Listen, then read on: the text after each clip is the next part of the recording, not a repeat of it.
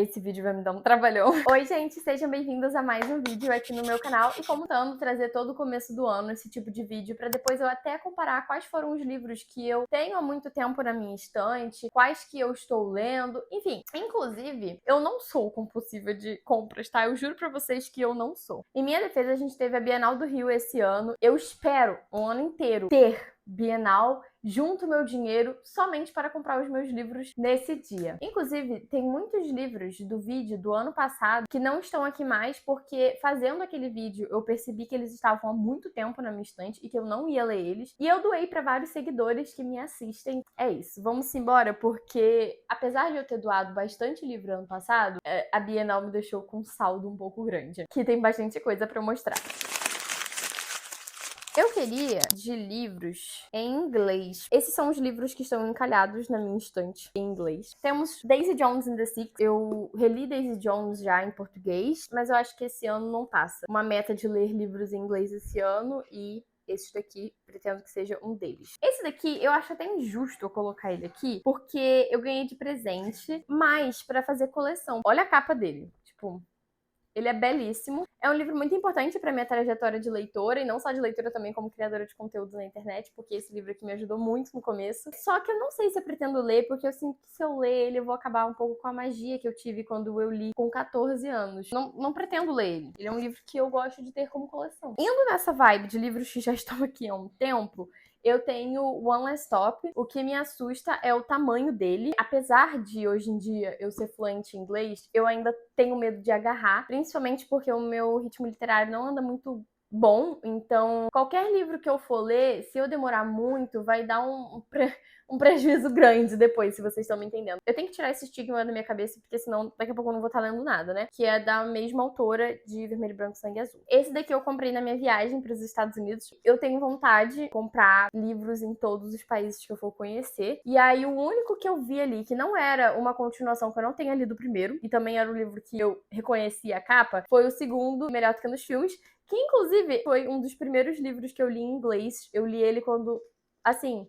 não tinha nem boatos dele vir pro Brasil. Eu li ele quando ninguém conhecia. Não me arrependo de ter comprado Nothing Like the Movies. Mas quando eu for ler esse aqui, eu vou ter que dar uma relembrada no que acabou Melhor do que nos Filmes. E por último, são dois livros infantis que eu comprei na Bienal. Esse daqui é Alice no País das Maravilhas. Eu tô louca pra ler esse livro. E ele tem umas ilustrações lindas. E temos aqui também The Brothers Grimm Fairy Tale, que eu vou demorar muito pra terminar ele. E não porque ele é inglês, mas sim porque são todos os contos que os irmãos Grimm já escreveram. Então, não é uma história ou outra, são muitos contos lindíssimos. Bom, antes da gente mostrar os livros em si, sem destrinchar por categoria, vamos falar sobre livros que eu comecei, então eles estão até com marca-página, mas que eu não continuei. E não é porque eu não gostei, é porque eu tava numa ressaca literária, mas eu pretendo continuar com eles daqui pra frente. Temos Academia dos Casos Arquivados. Eu li até a página 100, se eu não me engano, só que eu pretendo voltar ele desde o início. Justamente por ele ser um livro pequeno, eu não vou me conectar com a história se eu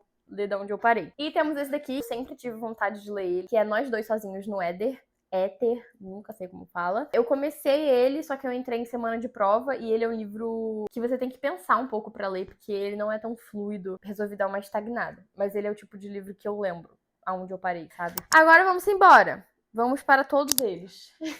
Bom, vamos para esses que estão na ponta. Temos O Beijo do Bandido. Esse livro aqui, ele foi um impulso na Bienal, porque a autora tava lá, e aí eu pensei assim, gente, eu não vou passar na frente dessa autora e não vou pedir um autógrafo. Aí eu fui lá e comprei o livro. Florence Greenberg foi criada para ser a garota perfeita, que segue regras sem nunca questionar. Russell foi marcado pela morte do pai quando era garoto e tornou-se um pistoleiro impiedoso, que não conhece outra realidade além do crime.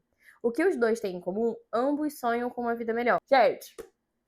eu amo clichês que fogem do clichê. Vocês estão me entendendo o que eu quero dizer? Histórias clichês que fogem do cenário clichê. Me passei ou vocês entenderam o que eu quis dizer? Temos aqui O Beijo do Rio, que já, assim, vai de um romance para algo meio pesado. O Solitário Daniel é um jornalista negro que escreve para a seção investigativa de uma revista. Ao saber da trágica morte de Romeu, seu melhor amigo de infância, ele decide voltar à sua cidade natal para investigar o caso, que a polícia prontamente concluiu ter sido suicídio. Após 10 anos longe, Daniel se vê de volta à pequena cidade onde cresceu. Bissexual, ele sempre se sentiu deslocado naquele bairro. Há também algo do passado de Daniel de que ele não consegue ou não quer se lembrar. Em vez de memórias, ele tem visões de um menino que aparece para ele com mensagens indecifráveis. Gente, além da capa ser linda, eu já vi muita gente falando bem, tipo, muita gente mesmo animada pra isso. Temos aqui Bunny, que as pessoas panfletam como se fosse um Meninas Malvadas, só que pesadíssimo. Bunny conta a história de Samantha, uma garota brilhante e introvertida que prefere sua própria imaginação sombria à companhia de outras pessoas. Isso muda, porém, quando ganha uma bolsa para a conceituada universidade. A princípio, rejeitada pelas colegas do curso, um grupo de meninas ricas e mimadas que se identificam Bunnies, ela fica confusa quando recebe um convite para uma das festas badaladas organizadas por elas. À medida que começa a se tornar uma Bunny,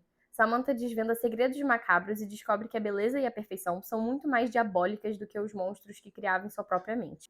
Gente, é literalmente o Meninas Malvados, só que se ele fosse mais 18, eu acho, né? Porque eu ainda não li. É uma capa rosa com amarelo vibrante, marca-texto. Eu amo. Temos aqui 2 livros de uma autora que eu já li, inclusive. Temos Sinais do Amor, Chloe Warren, nunca sei falar esses nomes. Não tem nada em comum além de estarem segurando a maior barra. Eles agora são cada qual responsável por seus irmãos menores. Porém, o que os dois menos esperavam é que, além de dar um lar para os irmãos, uma família de verdade nos mais improváveis dos lugares. E também temos Perto de Você, que eu acho que é o maior livro dessa altura. Lane e Matt se conhecem em uma festa de Réveillon na casa de seus amigos em comum. Ela resolve se dar de aniversário um presente inusitado. Um ônibus escolar amarelo que decide se transformar em sua nova casa. E é aí que Matt, o dono da oficina de seu amigo Warren Tabara, entra em cena novamente. Eu amo, gente. Todos os livros dela, os personagens se conhecem.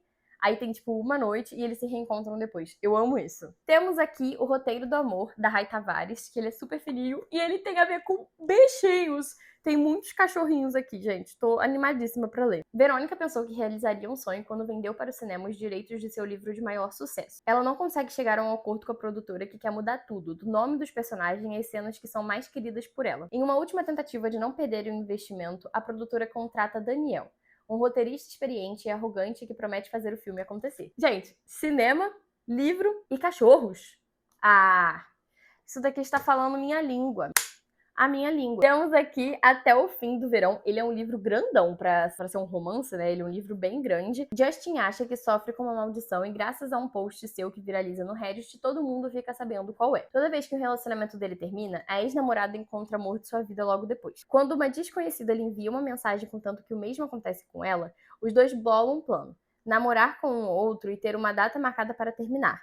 Assim, a maldição será quebrada e eles poderão encontrar o verdadeiro amor depois. Gente, quando você é adolescente e você não dá certo com as pessoas, eu acho que todo adolescente já pensou que tinha uma maldição assim. Já se passou na minha cabeça que eu tinha uma maldição dessa. Então, assim, eu acho muito divertido ter um livro sobre isso. E o último dessa pilha, nós estamos falando da Caixa no Bosque, que é um livro extra, se eu não me engano, de Cordialmente Cruel, que é uma trilogia. Eu amo Cordialmente Cruel. Pra mim, todos os 3 livros são muito bons. Assim, eu não vou falar muito sobre, porque ele é eu acho que ele é tipo um spin-off, um extra pra quem gostou da personagem. Ela vai investigar mais uma coisa. Eu acho que é basicamente isso. É porque, na verdade, gente, eu tô lendo a sinopse pra vocês, mas eu sou o tipo de pessoa que não sou chegada a ler a sinopse dos livros. Eu gosto de comprar e ter uma surpresa. Tá. Vamos pra essa pilha aqui. Nossa, que vai de 8 a 80. Já começamos com um livro que todo mundo fala bem, que é Suicidas, do Rafael Montes. E, gente, Rafael Montes, pra mim, eu vou ler e eu vou gostar. Até quando foi um livro que eu não fui muito chegada, mesmo assim, não foi um livro que eu desgostei. Eu não consigo desgostar dos livros dele. São todos muito bons. E esse aqui eu tenho uma expectativa mais alta do que o normal, porque eu já ouvi muita gente falando bem. Então, eu tenho uma expectativa alta. Talvez isso seja ruim. Esse livro aqui, eu vou passar muito rápido pra vocês, gente, porque eu não tenho nem sinopse pra ler direito. Eu ganhei esse livro na Bienal, eu não comprei ele. Só que a gente tem um problema. Ele é o 3º livro de uma trilogia. Eu não li nem o primeiro nem o segundo. Então, assim, não tem nem muito o que eu falar pra vocês. Ele é o 3º livro de Cutelo e o Corvo. E eu acho interessante a história, mas não tem como eu ler esse daqui se eu não tenho o primeiro, né? Esse aqui eu também ganhei da editora. Esse aqui é lindíssimo, gente. Olha a capa de trás. olha que lindo. As folhas é desenhado, é tipo tudo lindo. Esse livro se chama Não Perturbe a Floresta. Andrew encontra refúgio nos contos de fadas sombrios que escreve e depende de Thomas, seu melhor amigo, para manter os pais na realidade. Mas tudo muda quando os pais de Thomas somem misteriosamente e o garoto aparece para o último ano da academia. Thomas não responde às perguntas de Andrew e se torna uma sombra de si mesmo. Andrew o segue até a Floresta Proibida numa madrugada e descobre o impossível. Os monstros dos desenhos de Thomas agora habitam o mundo real. Assim, de uma forma paralela bem distante, porque não tem nada a ver, mas a vibe me lembra um pouco Stranger Things. Eu posso ter me passado muito nessa. E aqui a gente tem o primeiro livro e a continuação dele, que é Assistente do Vilão. Toda amiga minha que vem aqui em casa fala que vai roubar ele, e eu não vou deixar vocês roubarem esse livro. E assim, gente, eu tô muito animada pra ler, porque dizem que esse livro é muito levinho, ele é engraçado, e é um alívio cômico. Gente, eu não vou ler a sinopse desse livro, porque basicamente ela é assistente do vilão. Pelo menos eu imagino que seja isso. Eu comprei pensando nisso. Temos Assistente do Vilão e a continuação, que é Aprendiz do Vilão. A última pilha, que não é menos importante. Temos Atraídos pelo Caos. Recém-separada, sem dinheiro e com um cruel bloqueio criativo, a escritora de romances, Grace, está em uma fase difícil. Ela envia um e-mail para Colin, seu crush do ensino médio. Um clichêzão, né, gente? Sempre tem clichê aqui nesses meus não lidos da estante. O Admirável Mundo Novo. Ai, gente, a sinopse dele é gigantesca. A Terra agora se divide em 10 grandes regiões administrativas. A população é formada por castas com traços distintivos manipulados pela engenharia genética. Gente, só por isso a gente já sabe que é uma grande crítica social. E assim, a sinopse, ela é muito grande, mas ele é um livro que realmente critica governo e tudo mais. Temos Fahrenheit 451. Imagine uma época em que os livros configuram uma ameaça no sistema, uma sociedade onde eles são proibidos, queimando publicações e impedindo que conhecimento se dissemine como praga. As casas são dotadas de televisões que ocupam paredes inteiras de cômodos e exibem famílias com as quais se pode dialogar, como se estas fossem de fato reais. Gente! Vontade de tacar isso daqui na cara de muitas pessoas. De A Redoma de Vidro, da Sylvia Plath. A talentosa e promissora Esther sai do subúrbio de Boston para trabalhar em uma prestigiosa revista de moda. No momento de transição para uma vida cheia de responsabilidades e novos desafios, Esther entra em colapso. Gente, esse livro, ele foi publicado semanas antes do suicídio da autora. Então, assim, isso é até triste falar, mas isso me instiga muito a querer entender. Porque pra ela ter esse livro ter sido publicado tão pouco, numa distância tão curta, sabe? Sei lá, me deixa meio doida. Apresenta mais do que um relato sobre a depressão. É também um retrato do amadurecimento, da descoberta sexual e do papel da mulher na sociedade. Gente, até pesei o clima um pouco, né? Pesei o clima. Divinos Rivais, e que eu não faço ideia do que esse livro se trata. Eu sei que eles são rivais.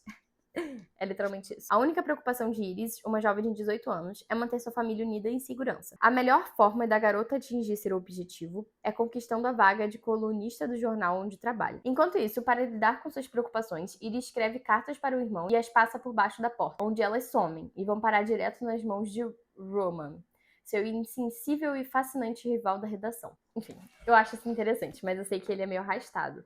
Já me falaram isso. Aquele Meu Ousado Romance. O título, pra mim, é um pouco brega, vou ser bem sincera. Mas a Dudinha, que é a minha amiga, me indicou tanto esse livro que eu fiquei com muita vontade de ler e está autografadíssimo. E também tem a ver com o mundo da escrita de livros. Os dois personagens, pelo que eu entendi, eles estão nesse ramo, os dois. Também, né? Tem muitos livros assim nessa minha pilha. Mais um livro que a Dudinha e a Capitutsi me recomendaram muito, que foi Ontem à Noite. E vocês me perdoem, esse daqui eu não quero ler a sinopse. Eu não tenho ideia, gente, de qual que é o caminho que ele vai seguir. Se ele é um romance mais drama, eu não faço ideia. E eu gosto de ter essa dúvida, assim, de não saber o que vai acontecer. Em Rota de Colisão, um livro de romance sobre ensino médio e, pelo que eu entendi, é uma garota popularzinha com um jogador de hóquei. E, por último, da nossa pilha de livros que estão encalhados na minha estante, estou falando de Amor à Deriva. E esse aqui é muito interessante porque, basicamente, é como se fosse um de férias com o ex, eu acho que é assim que fala. Uma coisa dessa é um reality que se chama Love Boat Brasil e que